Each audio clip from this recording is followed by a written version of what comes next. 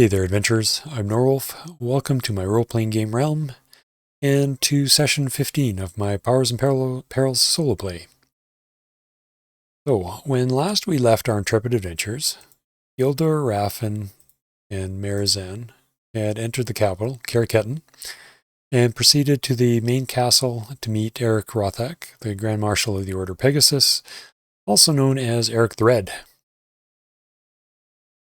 He had summoned them with a dispatch that he'd sent over to Gold Edge, where they were known to have been at the time. And in the meeting with him, he had asked them to undertake additional quests and missions on behalf of the kingdom.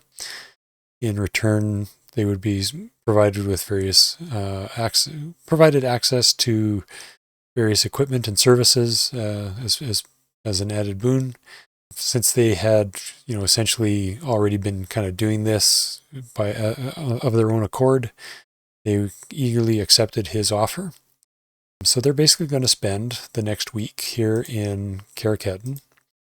I'm not going to do too much in the way of any sort of city adventuring or anything. I'm just going to kind of power through the 7 days that they're going to spend here, while the chain armor that they found gets resized for Raffin and Marazan.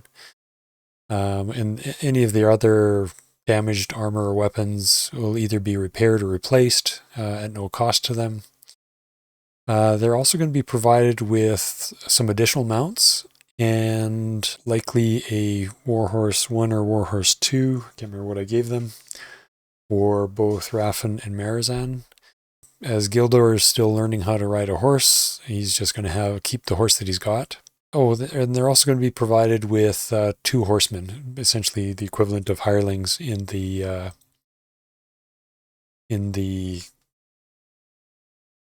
book 1.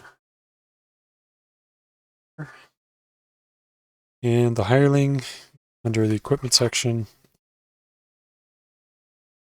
is basically a horseman.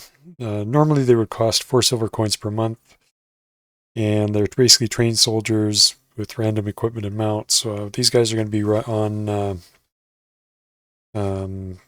riding horse 1s or 2s or something like that, and they'll be just accompanying our adventurers here to essentially protect the horses in camp, help set up camp, that sort of thing. If our adventurers go off into explore something and need to leave the horses behind.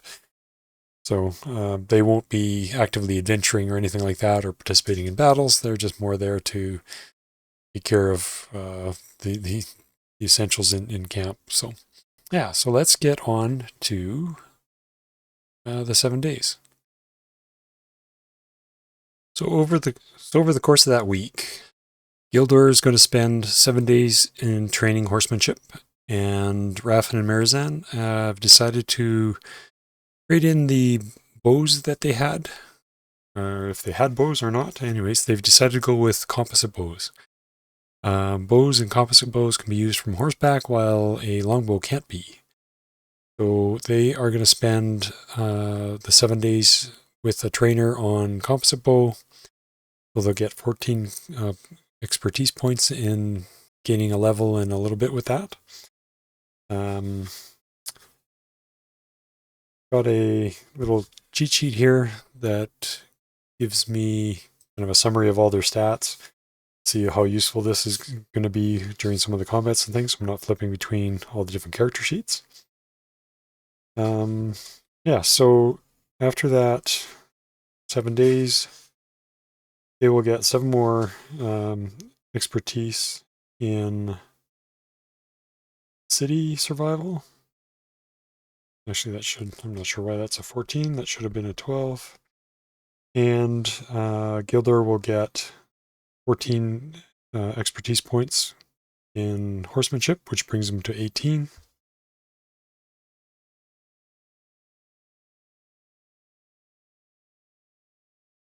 Raffin will get his 7 expertise points in city survival as well. So he is 8 expertise away from getting starting EL in city. He put, let's see, composite bow. So he put 14 points in there. So it would have been 9 expertise to get him to EL1. And then, of course, 5 left over. So that's 5 towards his next EL. And Marazan's the same. Marazan's city survival is currently maxed, so her 7 expertise there would have gone into combat experience points, and she's 41 away from her next combat experience level.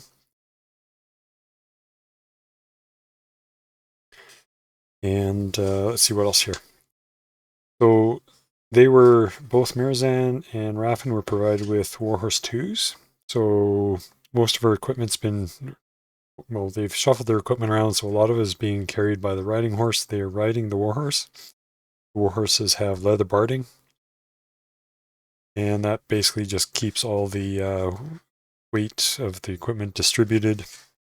You'll notice that while they're riding across the country, they'll be wearing their banded ringmail, and the chainmail is stored on the riding horse, along with a lot of other things like longbows and heaters, shields, and extra swords and stuff like that. And so basically the way, so I don't allow characters to wear metal armor overnight. So that's why they have the leather armor. So in the evenings they'll switch over to leather armor for the night. So if they get attacked in the middle of the night, at least they have some sort of protection.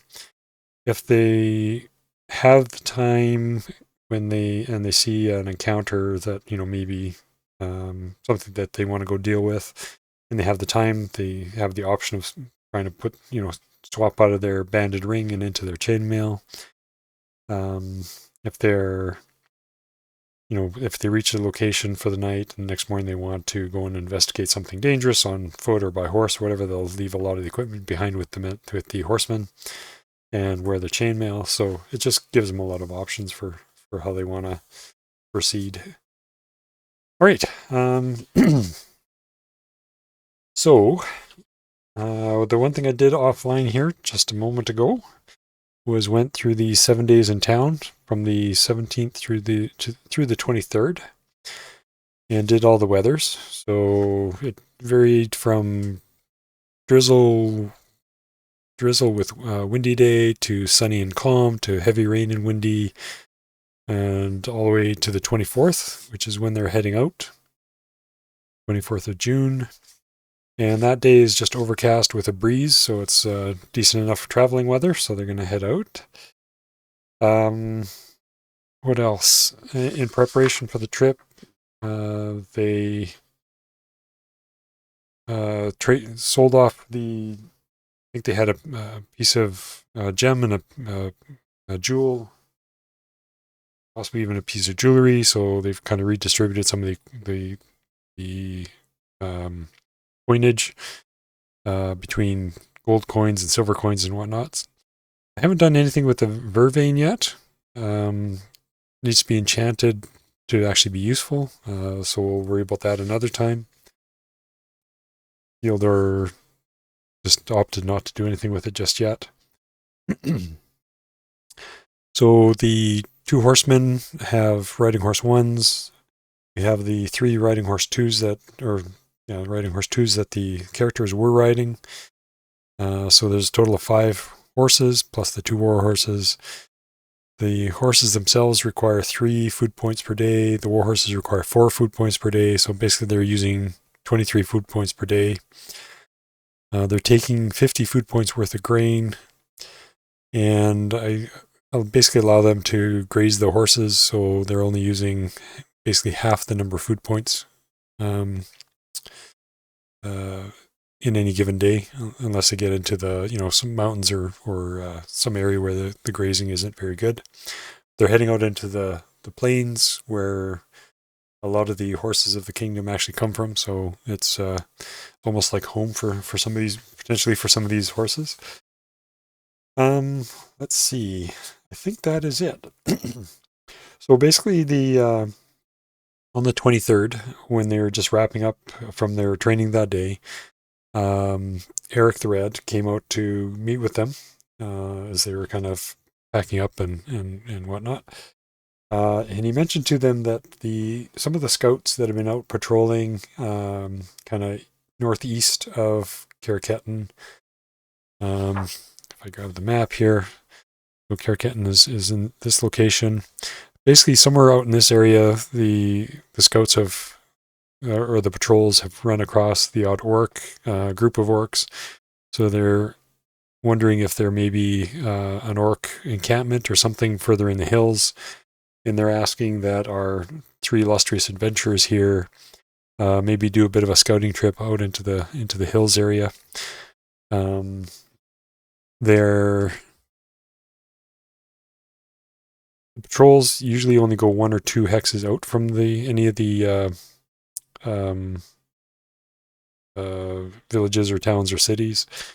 So it's likely that it's kind of in the hilly area potentially. So our group is going to head out the next day, basically cross country, and probably start searching as they get into or closer to the hills, and spending more time going through a little bit of a hex crawl, checking what's in those areas.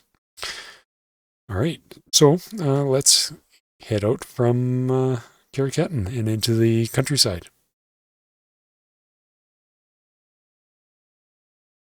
Okay, so our warhorses have a movement of, if I double check on Raffin's sheet here, riding horses had a movement rate of 25. The warhorse 2s, which are 1.4 times 0.9 times modified creature, have a movement rate of 21. So just for the sake of argument, I'm going to say they're moving 20 miles, 20 miles per day, essentially, modified by train. Each hex is 5 miles here.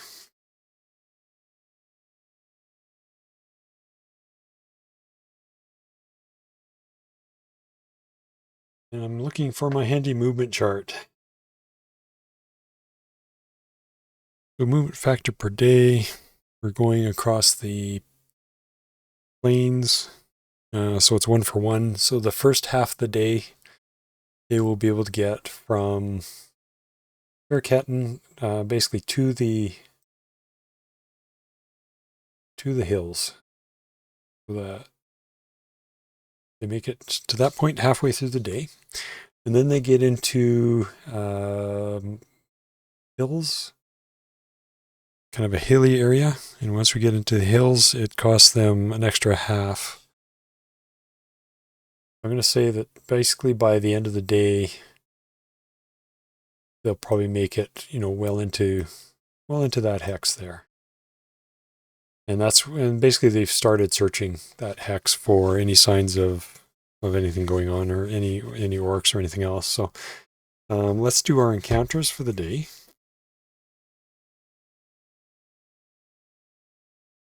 And of course my card already did their skills for the past week. Did the weather. It was overcast with a breeze. And there was no spell casting that he was doing that morning or anything like that. No healing to be done. And of course they headed out. So okay.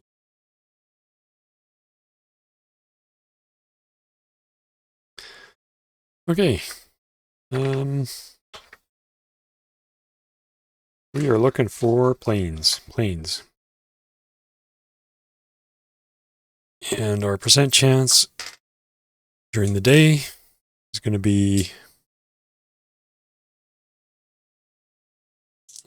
0 to 7 for creature, 8 to 20 for human. And we have a 7. So we actually ran into a creature during the day. I was going to say 50 or less, it'll be in the plains, and of course greater than 50 hills. So it's in the plains. Actually, if that was hills, just kind of curious here. If that was hills, yeah, 7 would still be a creature. So, and this is where it gets a little bit interesting, because I'm not necessarily going to take any creature that just shows up on here. Things like, I don't know, some of the more exotic, I guess, Powers and Perils creatures, I'm not a necessarily big fan of as a common encounter. We'll see what this comes up with. 86. Durela Ta. I have no idea what that is.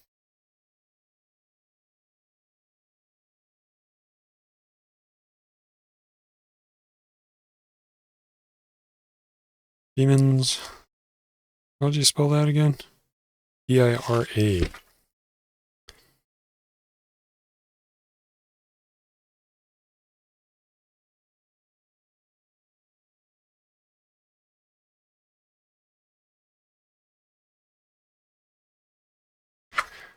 Yeah, that must be a... Oh, Durela Ta. There it is. So this is a small, ornately banded serpent, some 12 inches in length. They are prime prey. DL15 slow death poison. Each serpent can inject 2 doses.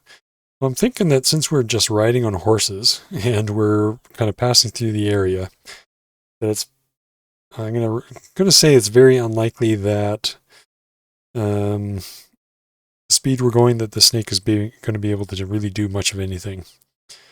In the light, and even passing within a few hundred yards of it in the plains is probably going to be a very uneventful encounter. So that is our first day. Now the second day, 25th. This is where the guys start more carefully searching the hexes. And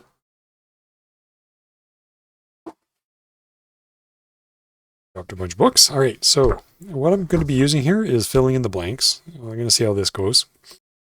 And in particular, there's kind of 2 things that they can run into. One is the encounter, and 2 is going to be a feature or a layer. So feature is going to be, and I'm using the slightly modified alternate table 1.2. So let me just double check how this works again. I read it earlier and just have to reread it yet again. And I'll be right back. Okay, so the way I'm going to do this is I'm going to basically roll a die 20 once, see what we come up with, and go from there. So using the alternate table here, and where's my die 20? Of course I didn't bring one out. Great, came back with my die 20. So what do we got? We have an 8, which is a resource. And if we go to the resource page,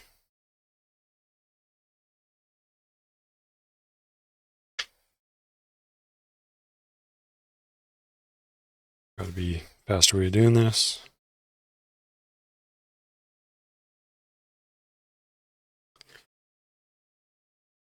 Got to be a faster way. All right, where's the index? Resource, page 35. Way past it. Okay, so what does our resource consist of? Another die 20 roll. We have a 19, vegetable industrial. What does that tell us?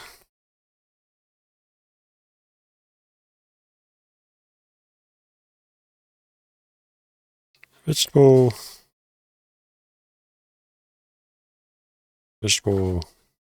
industrial. Plant source used for building, construction, etc. Bamboo, birch bark, cotton, flax, grasses. This is a percentile roll. So they come across a large field of grasses that could be used for basketry or similar. Okay, that's not too exciting. So let's do one more die 20 roll here. See if we can get what else might be interesting in this. I think that's geologic, which then becomes right. So on a geologic result, it's a die 6. And we got a 4 soil. All right, that's not too exciting. I guess it could be. Soil. Soil here differs from the surrounding soil. Below determines the exact nature of the change. We're on 1 or 2. Superficially resembles the soil. 3 to 6. It has a different appearance. There's a further 1 in 6 chance that the soil has a different appearance. All right, so it is 1. Superficially resembles surrounding soil. And 1 in 6 didn't come to fruition. Fecundity? I have no idea what that is. Soil 1 to 2 is productive. Surrounding soil 3 to 4 more productive or less productive. I'm going to go with, I'm hoping it's a 1. Yeah, there we go, 1 to 2. Actually, I was hoping for 3 or 4. That would explain the grasses that were growing there. Actually, you know what? I'm going to make a DM call here and say that it is a more productive soil, and that's why that grass is actually flourishing here. And it's probably something of note if they were to need that special grass for doing anything more with it. So, anyways, that is that hex. And actually, I'm going to make a note of that and put a little tag on the map here. So, oops. I will be back as soon as I get the tag on the map. Right, I've got my little marker on the map. Basically call it exceptional grasses. And in the description, a large area of ground in this region allows exceptional growth of anything growing on it. A little redundant, okay. There is a massive field of grasses here that would be exceptional for use in crafting, such as basketry, etc. So, anyways, we'll see what else we come up with.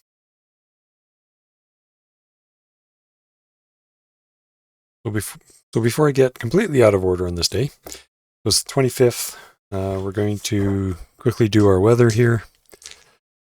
And our weather is doing a 4. So on a 4, we are moving down into the... So I think we're coming off here and coming in here. That's right. Okay. So we are going to a sunny day with a breeze. Oops, don't use that. We are here. Seem to spend a lot of time on that side of the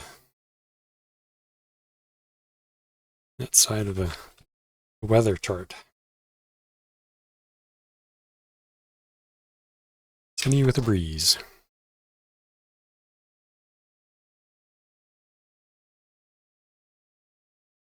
Okay, and from a traveling perspective, we get, actually I might as well just track it on here.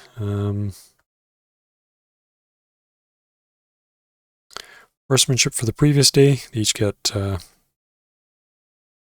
1 expertise. Planes for revival, you get 1. And actually, I'm going to give them hill survival of 1 as well. I'm going to be generous here. Takes long enough for these things to go up anyways. So, at the end of the day, it probably doesn't make that much of a difference. Food points used. So they traveled that day. I'm going to say the horses were allowed to graze over the course of the day at some point. So we are actually 5 for Gildor, 12 and 9. And they used 12 and a half. That's not right. 12 and 11 and a half. Okay. Skill gains, food point used, did the weather, won't have any mana or anything else to do. It is not getting close to... When is his next knowledge spell? It is the 25th. 24th is done. We're doing the 25th now. We're a few days away from his next knowledge, so good to know. And so we are moving into the next hex. They're moving there. We're going to draw a line so we know where we're going. And they're going to spend the day searching that hex. And I'm going to allow them to do some hunting at the same time. Since they're kind of scrounging around, looking, exploring, all that kind of stuff. So let's do our hill encounter first.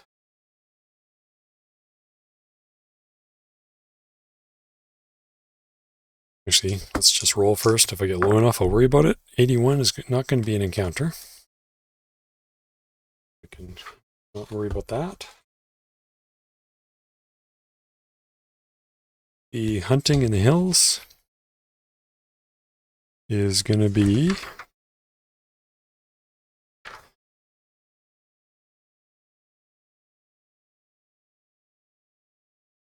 Oh, hang on, that is book 3. What am I doing? The right book in my hand in the first place. Hey, hunting. So our hunting chance here in the hills is 45% base chance, with a base yield of 3. That is modified by highest survival EL times 3.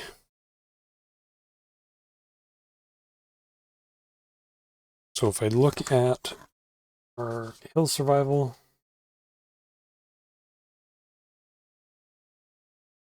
I have a feeling it's going to be Gildor, assuming he's got hill survival.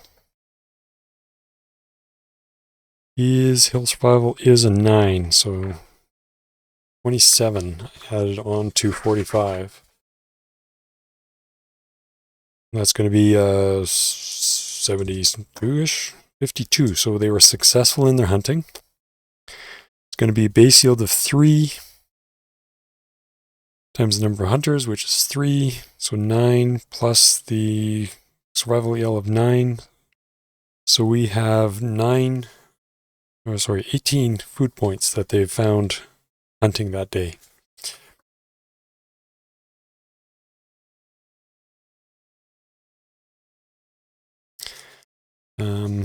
Again, I'll worry about the food usage the next morning, similarly. And now we go back to our filling in the blanks book. We will do our die 20 on the alternate level here. We have a 10, a lair.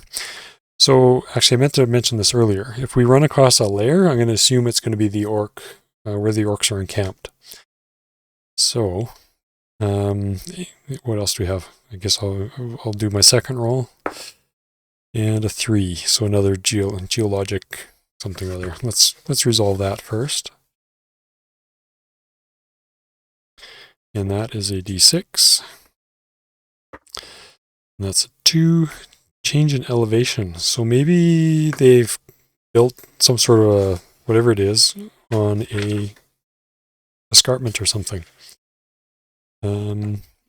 Change in elevation. Okay, so here we have the terrain in a given area is at a different elevation than that of the surrounding land. This can be hill, butte, plateau, valley, etc., etc. Nature of the change is a percentile roll. So let's see what we've got. We have a 57. Change is natural result, the result of time and elements.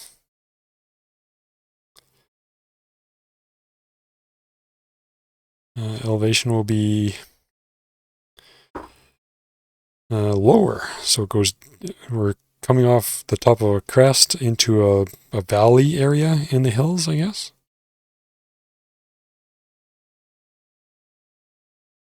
And another percentile roll here, 78. That is going to be, land is a die 10 times 100 yards lower. 50 yards lower, so a bit of a drop.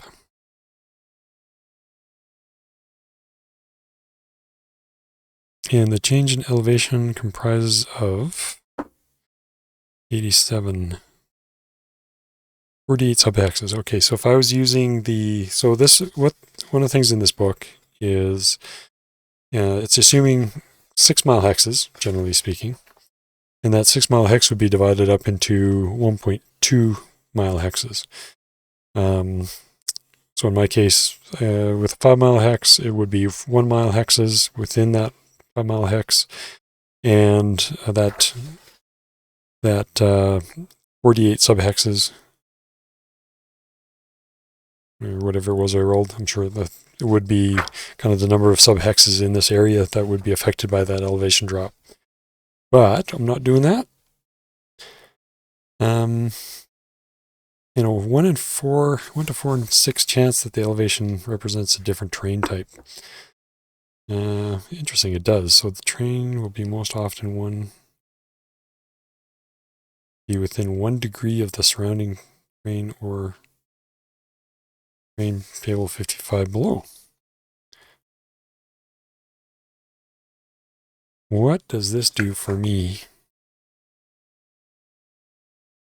So head off to table 55. We are in I guess it's flat.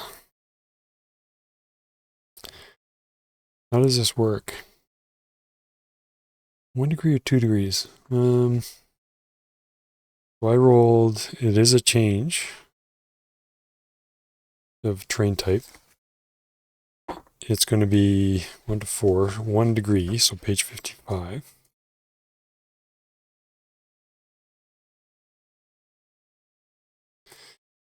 And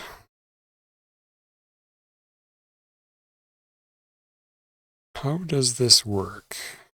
We have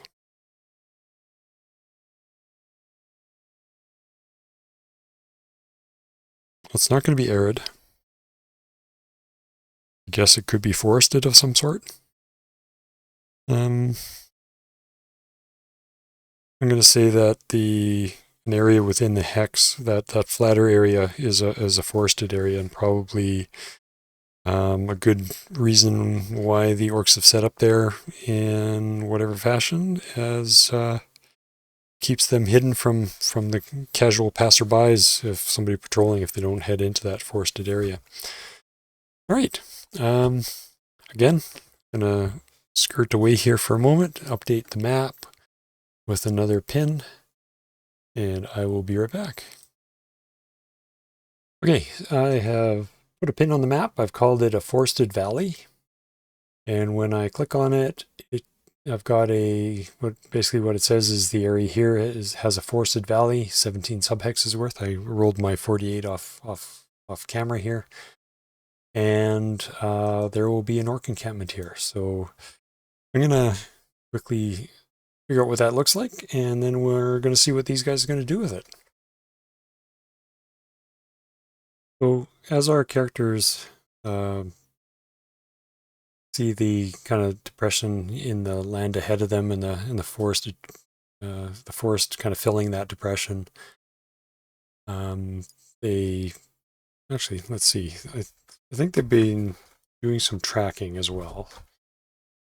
So I'm assuming if there's been orc activity in this area, there's going to be some sort of tracks.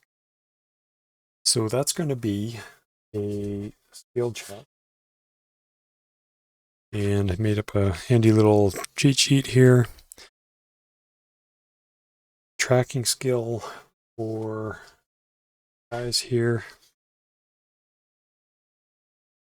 Who's got the highest? We have tracking of 7. We have a tracking of 2. And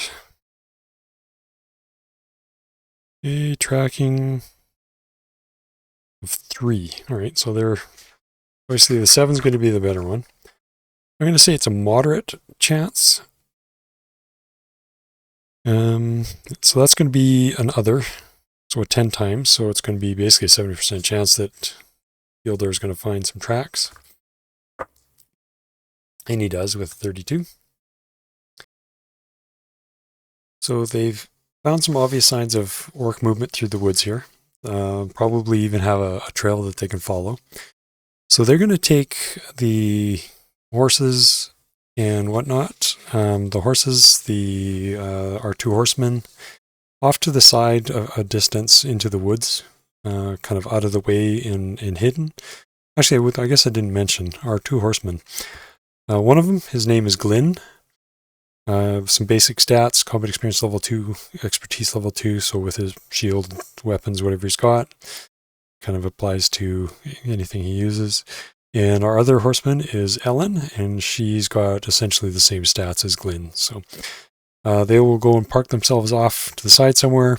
They'll get the horses in an area where they can get some food and whatnot into them, some grazing going. Our characters are going to Raffin and Marazan are going to change into their chainmail, anticipating the worst here, gathering their main weapons and some spare weapon and whatnot.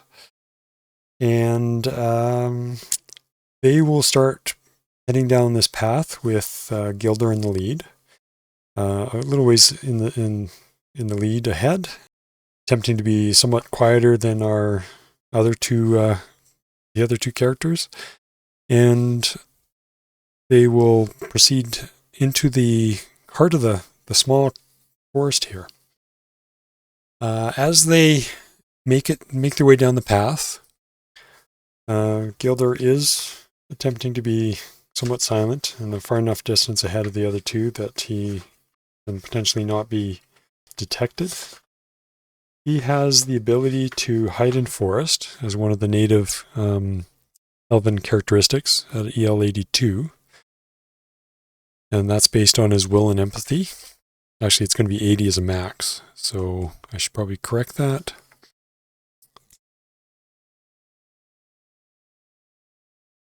And probably use, so this is going to be an OR 80 skill. I'm going to say it's likely going to be difficult for him to be quiet since he's wearing the banded ring. So he's got a 40% chance of being silent. So he's not. So I guess they're going to proceed down the path. They will likely have to roll for ambush between, assuming if and when they encounter something, it'll be just a straight ambush roll for each side, and then go from there. So they're making their way down the path. Gildor's not necessarily being as quiet as he's hoping that he would be. And up ahead, some distance, towards the end of this little valley of trees, the path opens up a bit, and they can see that there's various trees that have been cut down, probably used for firewood and things like that. But up ahead, they find an odd sight. There's this old shack that's kind of stuck in front of what looks like a cave entrance in the backside, behind it. And wandering around in front of this thing, and even seen probably up in the window above, there's two orcs out front, and there's another orc kind of peering out the window. And we'll see about ambush here. So if our characters are able to ambush them, they will have been able to duck out of the way before being noticed. If these guys ambush our characters, then our characters will have stumbled into here, and these guys will be attacking them. And if there's no ambush at all, then they're basically standing at some distance away from each other, trying to figure out what they're going to do next. So anyways, I'm going to pack it up here for today. and pick up another recording here fairly soon, I hope, a little bit sooner than the I think it's been 3 weeks since I've been able to put a session together. So we will pick up next time with our encounter at a rundown shack that's in front of a massive cave. Catch you guys next time. Thanks for joining me.